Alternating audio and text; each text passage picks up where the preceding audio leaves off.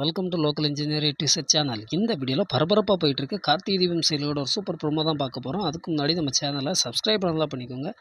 அதாவது கார்த்திக்கும் ரேவதிக்கும் தாலி பிரித்து கோக்குற ஃபங்க்ஷனை எப்படியாவது சிறப்பாக கொண்டாடணும்னு சாமுண்டீஸ்வரி பிளான் பண்ணுறா. அப்போ என்ன நடக்குதுன்னு பார்த்தீங்கன்னா, நம்ம மகேஷை உண்மையாக சொல்ல வைக்கணும் அப்படிங்கிறது தான் சாமுண்டீஸ்வரியோட திட்டமாக இருந்தது. அதுக்காக ஃபோனில் பேசிக்கிட்டு இருக்கும்போது நம்ம ரேவதி அதை ஒட்டு கேட்டுடுறாங்க. அப்போ மகேஷ் அம்மா தான் கடத்தியிருக்காங்க அப்படிங்கிற உண்மையை தெரிஞ்சுக்கிறாங்க.